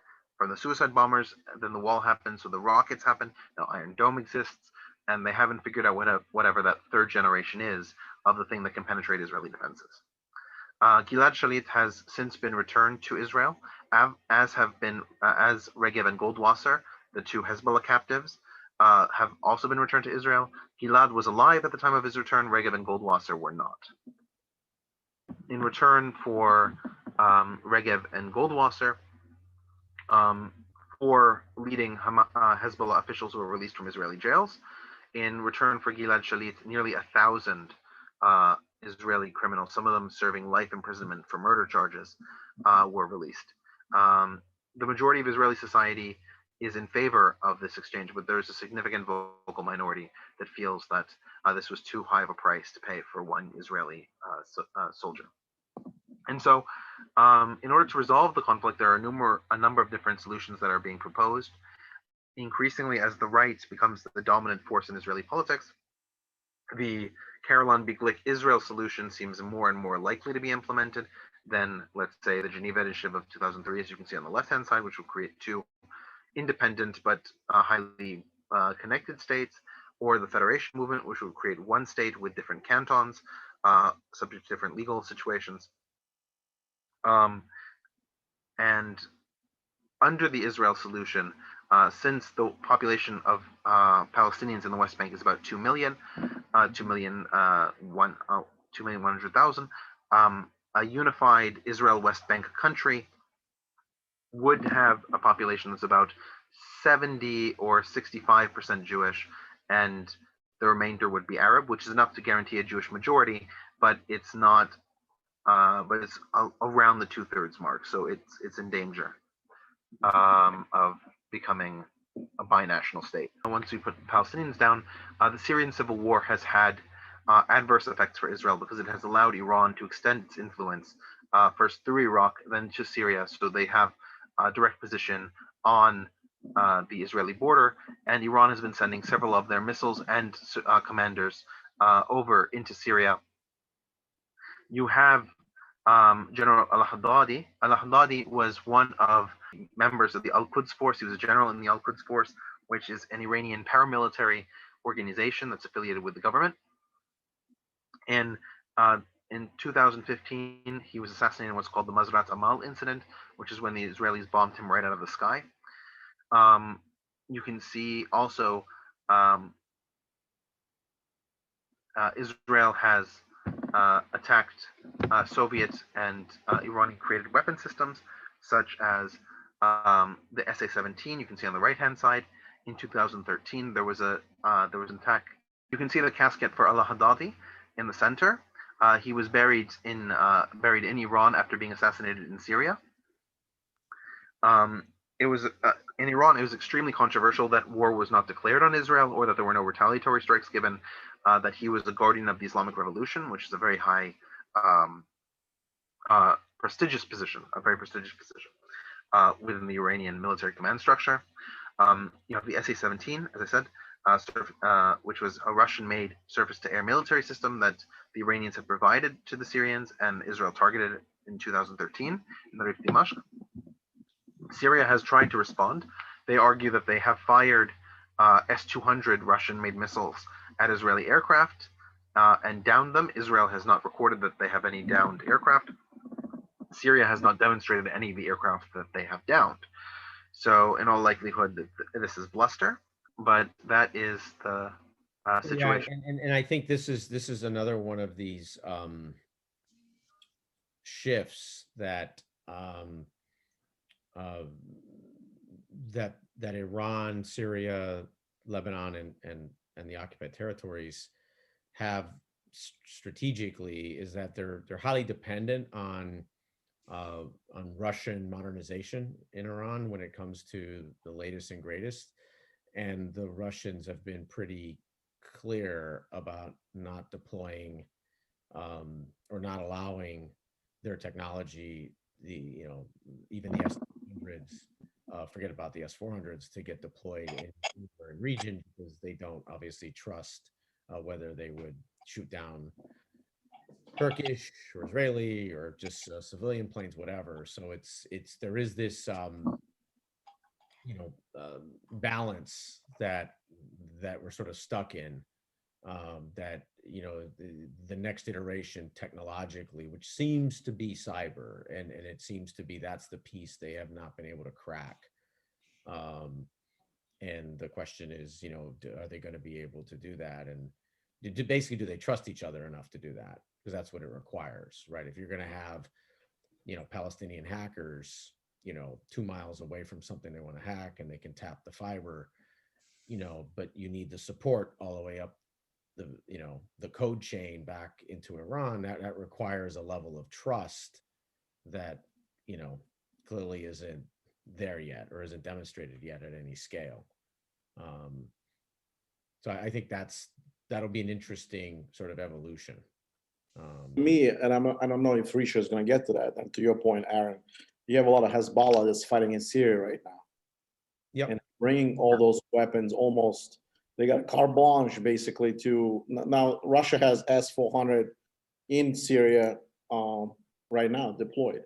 Yeah, but those are Russian S-400s. But I understand. I'm just saying that, what I'm saying is that's Russian air defense. That's for their own air base. That's not like Syrians have any control. But they also upgraded to S-300, the Syrian, right? My bet is that they were very clear that if you use these 300s and down an Israeli aircraft, you will not get any spare parts. I mean, it's because that is a substantial escalation, because basically the Israelis will bomb those sites that flare them. Then what's the point of having it if you're not planning to down the attacking aircraft? No, I mean, most strategic escalation defense is so that neither side begins their escalation ladder. That's what really goes on, right? Like there's so it's accepted that Israeli can attack Syrian and Iranian sites without any. I'm sure the Russians have deployed enough proxy Russians to appropriate places and told the Israelis that there's Russian citizens at these, X, Y, and Z locations, signaling these are not places you probably want to bomb. And then that's the cat and mouse game that they're playing, that both sides are playing. Russia has no dog in the fight of an escalating Syrian can't pay for 3 S-300 missile platforms trying to attack and eventually shoot down some Israeli planes, who then eventually overwhelm it and blow them up. And then, you know, it's just like there's no win in that one from Russia from a strategic standpoint. So, you know, it doesn't, and you know, it doesn't work, right? I mean, you know, I mean, you have to see it as sorts in terms of that escalation ladder. The Russians don't get anything out of that. I mean, if anything, the benefit that the Russians have in this is that it keeps Turkey off balance when it comes to Syria, because the Russians do not want the Turks to, and most others don't either, to expand into basically northern Syria. So Russia don't care about Turks not as much as they care about the United States more than anything. If you no, look, it's the real world. You care about your proportional challenge in each region you're in. I mean, the United States, you know, the Russians don't care about the United States in Kyrgyzstan. They care about the stability of the Kyrgyzstanic Republic relative to the support of Russia. I mean, so it's all proportional to where they are in the world. Well, I'm just saying Erdogan kisses Putin's ass and it's the other way around. At this point, and we're just waiting for it to blow up at some point, but still is the case. Yeah, most things don't actually blow up. I think that's video games and Reddit. With Erdogan and Putin, I can guarantee you, in a couple of years, you'll see a difference. Yeah. So that's You mean they would quarrel, right? They were quarreling. They almost quarreled over the plane downing by Turkish. Look, if there was an opportunity, a long time ago, if there was an opportunity for that to happen, it was going to happen between the Azeri and the Armenians, right? That was the opportunity. Well, one example is though, one thing though is Armenia has been supported by not by United States, but by what's his name, Soros, and they call him in Russia right now. They're saying it's a, you know, they actually call them Sarasata, which means Soros babies. And I know, but okay, real world. Soros is not transferring billions to tens of billions that he doesn't. No, it's not. But it's the perception of Russians, and I'm on the Russian talk shows. I know what I'm talking about. I get that. I get that. But when push comes to shove, and let's say the Turks and the Azeris had overplayed their hand and invaded Armenia, there was no Soros, EU, or America that was going to support the Armenians. It would have been Russian forces doing that. I guarantee you the Russians have a battle plan. They would have never invaded because knowing that, you know, Russia obviously has a backing. But that's my point. Right, that's the point. Is that it would be Russia that would be the territorial power in that part of the world. Exactly. Anyway, so that is the 11 wars of Israel. I think we've covered at least 11 wars, probably more. And are there any final questions about what we've seen, what we've talked about?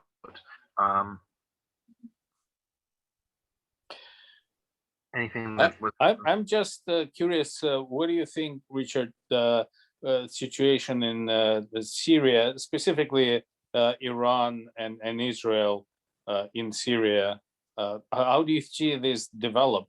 Because I really actually don't see it developing. I think that this particular situation is going to continue, that Iran is going to keep trying to bring weapons into Syria. Israel will take out the worst of the worst from its strategic defense perspective. They can't take out everything. They can't take out everything, but they can make it so that Iran doesn't see this as a viable corridor for long term. Right now, and how important. Somebody, yeah, okay, the feedback's on. So I think that it's basically going to stay in this sort of position. Iran and Israel have the Iranian-Israeli proxy war is relatively stable in the pattern that it's in. I don't think Iran actually has the power projection to attack Israel through the Golan. Israel certainly doesn't have the power projection to make a meaningful dent in the Iranian internal infrastructure, unless they use an atomic bomb, which of course the moment they use, they've lost diplomatic clout. Yeah, we don't want to go there. So I don't think Israel and Iran will change in any meaningful way unless Iran itself is able to have a nuclear weapon and therefore push on the diplomatic scale. The other thing I do think is that the Abraham Accords, which we didn't really talk about, that is a new strategic alignment. The Sunni alignment with Israel is definitely a, you know, I mean, this is a 40, 50-year momentum of that. Yeah. And I do think there's something there that over time, you know, changes some of the calculus, not all of it, but it definitely changes some of it. No, I think it's actually a lot more critical than you're saying. If we remember from last time when we talked about this, Israel's predominant alliance when Ben Gurion was alive was the alliance of the periphery. Israel was allied with Turkey and with Iran. Turkey is increasingly less of an ally of Israel. They're partners to a certain degree, but it's not as cordial and friendly as it was before. And Iran is certainly an enemy. And the Arab states have switched from being the problem to being the functional allies, at least from a defense perspective. And so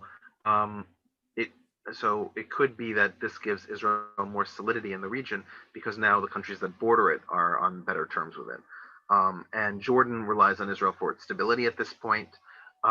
So I think that if there was a Syrian attack in Israel that was supported by Iran, I think that Jordan would end up being on Israel's side, at least functionally, if not militarily. Yeah, and I also think we can't underestimate the shift into the economic realm that most of these Sunni states and North African states want to take advantage of with Israel, you know, trading wise, and that has become a very that is arguably the asymmetry that Israel's applying now, is their economic advantages and the partnerships that they're generating with other Sunni states. And in some ways, it's almost a battle of the economic growth stories, you know, over time. Ralph? Yes, when I returned from my extended absence due to a phone call, you were on the prior slide discussing various models for a resolution of the conflict, right? What interests me is something that might be called a fourth model. It would be a kind of confederation. A confederation is not a federation. Confederation means two sovereign states in some sort of relationship with each other.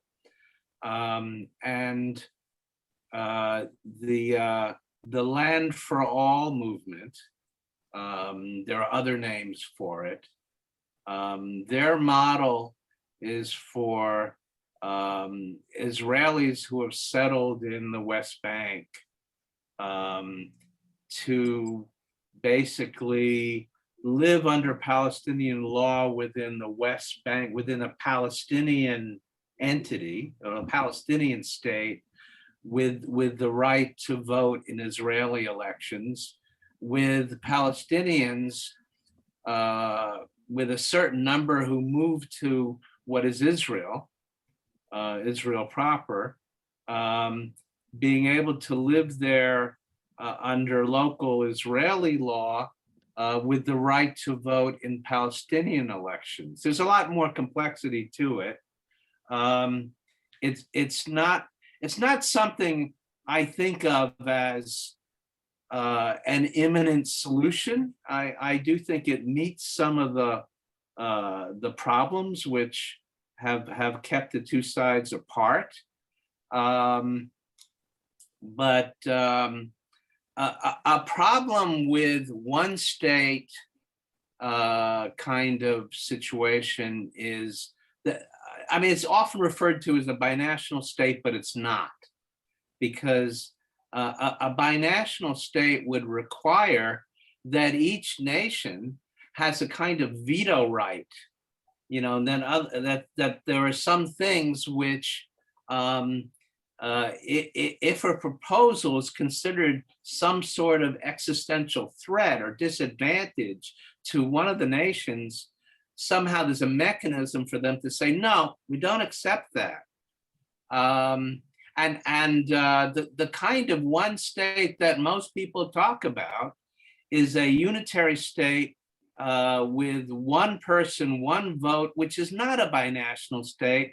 The rule is it's majority rule, and that's why it kind of can't work, because you don't, the two peoples don't trust each other enough to say, okay, and anything that's decided by majority vote, that'll go, that's okay, because they neither side can really trust that the other side will allow basic human rights. Right. No, that's why the one state solution that Caroline Glick proposes excludes Gaza, right? Because she wants to cut off that 2.4 million. Right. Very, very convenient for her to be able to, carve out the kind of unitary state that she prefers. I mean, right. I think one of the things that we just can't underestimate is that, Israel's had basically continuous growth economically for 60 years. Their GDP per capita is about 44,000. The next 20 years, their GDP per capita is going to basically be Switzerland, like today's Switzerland. There is a substantial gap in development that is arguably larger than the West Germany, East Germany gap during their unification, which 30 years later is still ongoing. I mean, it's improved a lot, maybe 2/3, but it's still probably another 20 years away from having a much more normalized Germany in terms of economic growth across the regions. And in between Israel and the Palestinian territories, that difference is probably at least several factors, if not half an order of magnitude bigger than the East German, West German one. And so it's not as extreme as South Korea, North Korea. That's probably the most extreme in history. It's definitely closer as an case to something like that. And so there becomes, and you're not talking about a tiny population, right? I'm not saying tiny meaning like 200,000 is small, but that you could craft solutions. If it was 200,000, you're talking millions of people. And then also, the economic migrants that would come and claim the benefits. And so there's almost, I don't see any workable economic version of that because of the amount of investment required to redevelop would probably be on the order of $1 trillion. I mean, that's probably pretty safe to say. I have a question. Maybe you know a little more. First of all, the Israeli Arabs do have a right of vote, right? Yes. They do vote. I mean, from what I read a little bit, especially from literature, from some Israeli Arab writers, there's still discrimination going on. They're still kind of segregated. There is a triangle up north.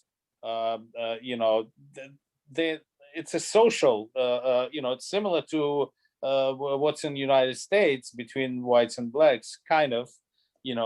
I just wonder if I understand this correctly. So there is still some segregation going on, maybe not officially, but socially.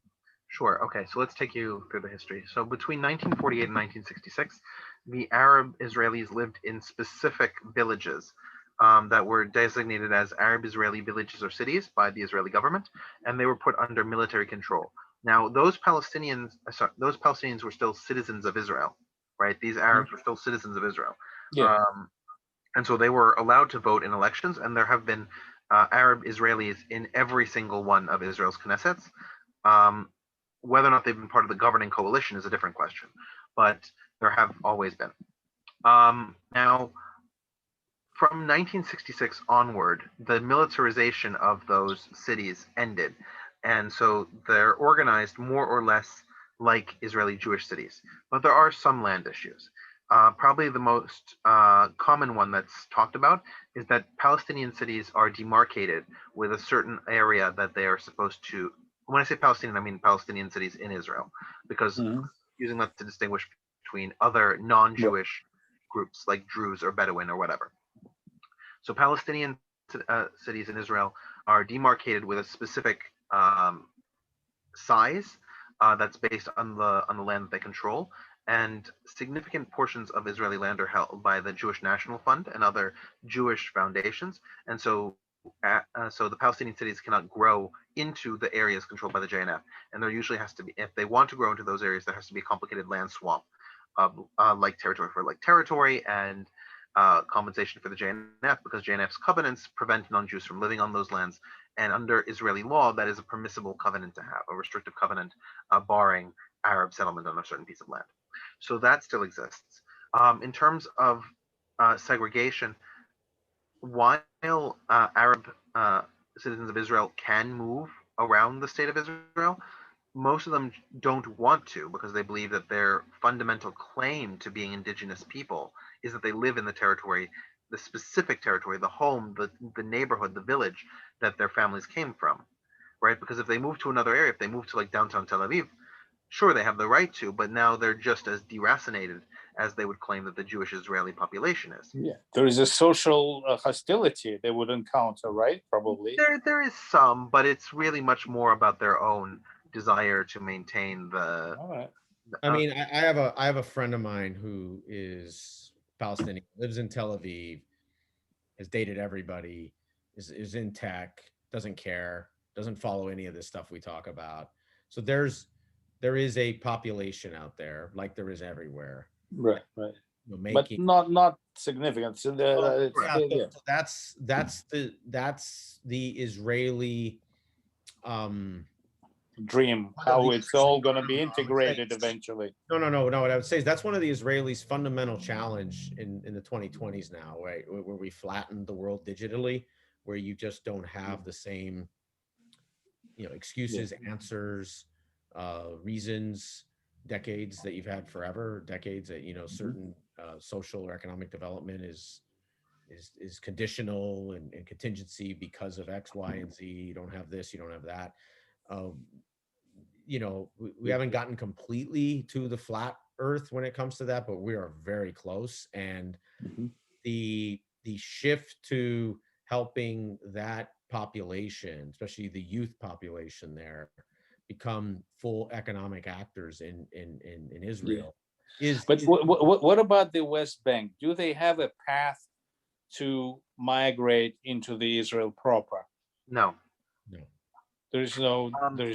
Well, it depends. You can have situations with, shall we call it, intermarriage between Israeli Palestinians and West Bank Palestinians. Yeah, it can that's happen. The only way. I know people who have done that. Correct. Okay, but that's okay. That's very little. I thought you meant like something where somebody moved from the West Bank to Israel on a worker visa. They stay in Israel for, let's say, 5 years. Yeah, that's what I mean. This does not exist. So, in terms of functional discrimination within Israel, probably the most obvious is that Arab Israelis and Jewish Israelis have different school systems, because Jewish Israeli school systems are taught in Hebrew and Arab Israeli systems are taught in Arabic. Now, there's no reason why an Arab couldn't enroll in the Jewish schools or vice versa. It's just that the understanding is that you would be learning in a foreign language to you, and therefore you wouldn't want it, and you'd be learning outside your community, and you don't want that. But I think there's a certain advantage economically for Palestinian Israelis that want their children to be in Jewish schools if they are accepted, and to learn the Hebrew, right? Well, I think at this point, I think most Israeli Arabs are very fluent in Hebrew. It goes both ways, but like the thing is that there's no law saying that they can't do this, but as a general population, they don't do this. Israel has a civil rights problem. It's not the same kind of civil rights problem that there was in the Jim Crow South. It's not like it's legislated that people are segregated. Yeah, they do traditionally there are areas where Arabs live, there are areas where Jews live, and there are Arabs who have moved to some Jewish areas, and sometimes they have trouble. Sometimes the neighbors don't want them. Yeah. Right. Yeah, that's yeah, I'm sure. And sometimes they're fine. You know, it's a whole mix up. The main problem of a civil rights issue, Richard did touch upon, which is the Arab villages, towns, and cities are in this rigid envelope where they can't expand, and so it's hard for Israeli Arabs to accommodate growing families and growing populations. That's a push into the major Israeli cities, because you know they need housing. If I may make a comment, you also have the curriculum, school curriculum of the Palestinians that teaches only negativity toward Israelis and Jews. Not, that they not are in the Israeli Arab schools. Right, Not in those Israeli Arab schools. Correct. In West Bank, maybe, right? The West Bank. In Israeli Arab schools, the curriculum is set by the Israeli Ministry of Education. But from most people that I've talked to who've been through the Israeli Arab school system, you have these teachers who are basically teaching it, and everybody in the room disagrees with it, but they can't say anything, including the teacher. Right? It'll be something like, "And Israel gloriously defended itself." We all agree with this. We all okay. We're gonna turn the page. So it's that sort of thing. But in the West Bank, absolutely, you have these sort of depictions of you have anti-Semitic depictions of Jews. You have misstatements about what Israeli leaders have said in order to make them more bloodthirsty or more recalcitrant. And how is that going to be addressed or ever solved? It won't be. Yeah, and how do you integrate West Bank? I mean, forget about Gaza. I have a better question. How do you integrate the West Bank? I mean, there's so many theories, but there's still a population is so disgruntled, so angry. I would say this: there is a fairly larger growing population of at least Israeli Arabs, and I do think human beings, when they get opportunities that they can believe in, that they think are fair, can take advantage of. I mean, my friend, what his parents did is there's a school called Al-Qassami High School. That's like this rock star high school in northern Israel, and it's an Arab high school that sends like 75% of its students to Technion, which is like tech university, like an MIT, and so there is there are spaces like that, but I'm sure these are well-to-do people who are educated. No, they're not. They're much closer to wrong science. Pan-Asian Americans who come to the United States and sort of sacrifice a third of their income for their kids to get all the educational support that they can lead. What I'm arguing is that there is a very doable path through the growing part of the Israeli economy and creating a new educational architecture that's already being built and already built in some places, that if it could be supported and expanded, you could have a fairly radical shift in that human capital. And I think overall behaviorally, and then I think that's something that longer term is doable. I mean, it is doable. It's something that I think we're in the sort of cult of personality politics in the modern world. So nobody really talks about this type of stuff on any side anywhere. But this, to me, are the types of things that are actually like on the ground. You could change the game, And it's already happening in healthcare. About 25% of the medical doctors in Israel are Arabs. Yep.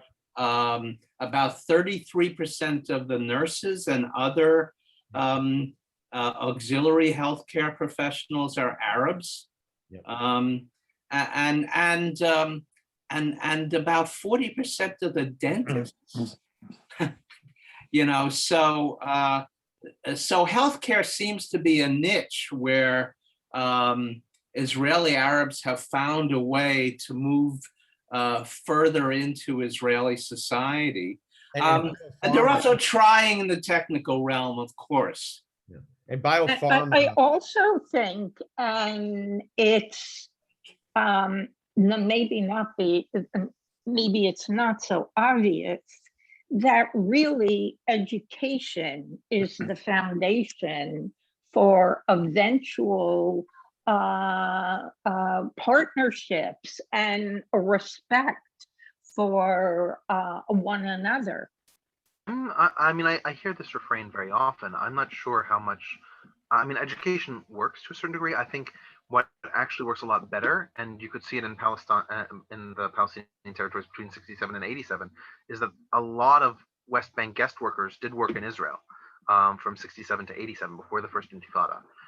And those built up really good relations between the Israeli employers and the Palestinian workers who came into those businesses. So I think it's not. They were both doing this, working side by side. Yeah, or you could do, for example, what North and South Korea have agreed to, right? You would have Israelis build factories in the West Bank and have Palestinians work there, and you would make sure that it's Palestinian administration, so it's not a settlement, right? Because that would be the first thing, is that this is a settlement.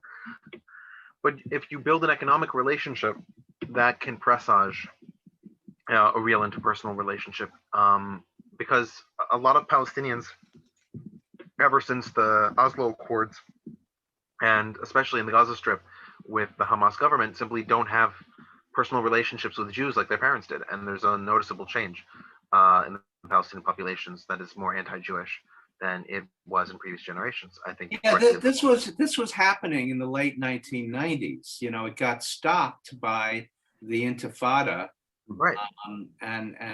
You know, so you have, yes, as you say, you have a whole generation of Israelis and Palestinians who've only seen each other in confrontation, you know, with the Israeli in uniform and the, you know, the Palestinian whatever.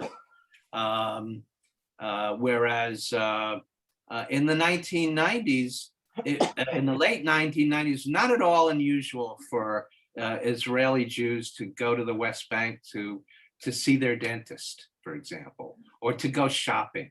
It was not unusual at all. Yeah.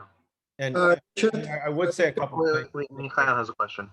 No. Richard, Arabs living in the West Bank, can they travel internationally? And if yes, what is needed for this? What is the need for this? No, what is needed? What kind of permission, document, paperwork? Sure. The Palestinian Authority has the right to issue passports, and those passports are indicated as Palestinian Authority passports. In order for them to leave, well, if they want to go to Israel, they need to pass through a border security checkpoint along the West Bank Israel border. If they want to go anywhere other than Israel, they need to go across the, it's not the Sheikh Hussein Bridge. It's the one West Bank Jordanian border. I'm trying to remember which bridge it is. But they go across that bridge into Jordan, and then they can leave from Queen Alia Airport in Amman. That's how they travel internationally.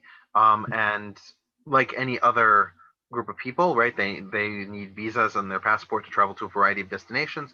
They would need to get those either from consulates that are built in the West Bank, like there are a number of consulates in Ramallah, or they would go to Jordan and get their documents stamped over there. So that's how they get out. But there are passports that are issued in the name of the Palestinian Authority. Thanks.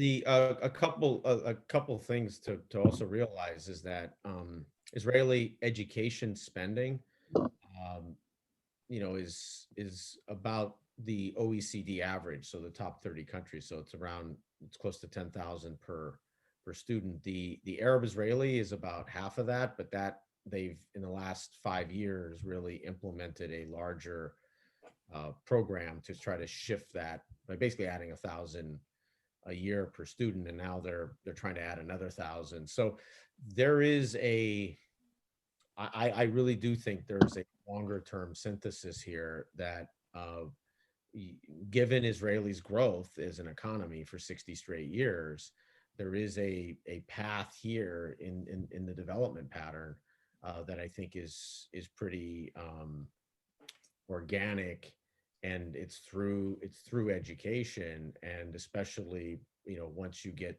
the secondary up to a level through post-secondary, and then, you know, the capital flows, right, to talent. I mean, that's just what happens. And so I think that's something we should not sort of you know, forget. And I think, you know, to me, that's sort of how you know, long term, how the Arab-Israeli piece of it starts to change pretty dramatically the next 20 years.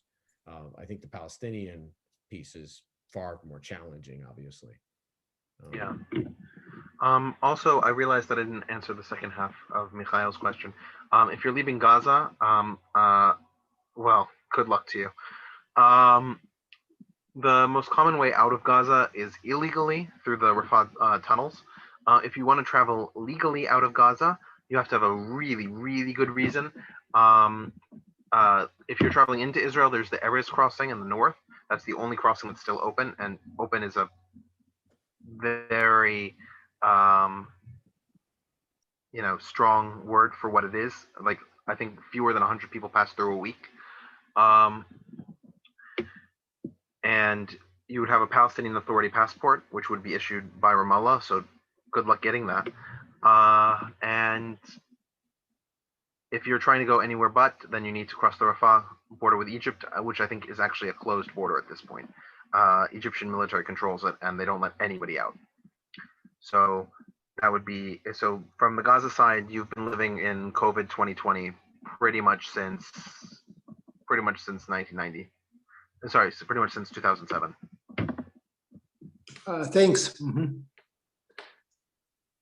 It goes without question that I understand that people, if some family lives in Gaza and wants to go to relocate to the West Bank, it's practically impossible. Yes. It can be done, but it takes about a year of negotiation. I see. All right, I want to thank. And we also have to realize that the Egyptians have a horse in this race when it comes to Gaza and Hamas, and so maybe Richard, you want to throw a little color on that? I think that might be important. So it's not just you know, I would argue there is more symmetry between the Israeli and Egyptian positions than between the Egyptian and the Hamas positions. Oh, absolutely. The Egyptians see Hamas as an extension of the Muslim Brotherhood, so they see it as a functional enemy. They also see it as a disturbance on their border, because it foments the Bedouin economy in the Sinai, and that's mostly an illegal economy: drugs, narcotics, and things of that ilk, weapons.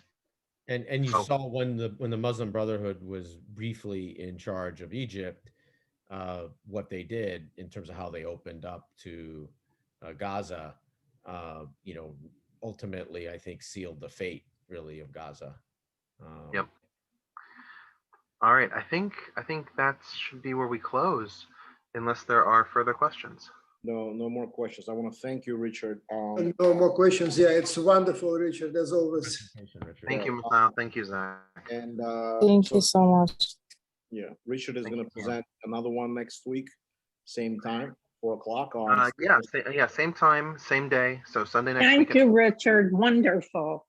And as I said, I'm going to present with Sam, and we're going to do stateless ethnicity. So we're going to just go around the world, talk about a few different ethnic groups that don't have their own countries, that are in various states of autonomy, various states of oppression, various states of cultural acceptance. So we'll see what it. So obviously, the point is that there's no consistent thing that it is to be a stateless ethnicity, but we're going to see a few different colors from around the world. Are you guys going to cover the Pashtuns or no?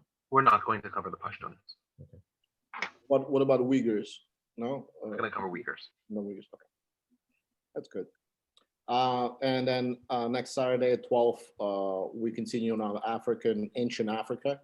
We started with Nubia. We're going into Ethiopia, Aksum, and so join for that. And if you want to see the schedule for the rest of it, we have a lot of good presentations coming up with Amarna letters presentations. We have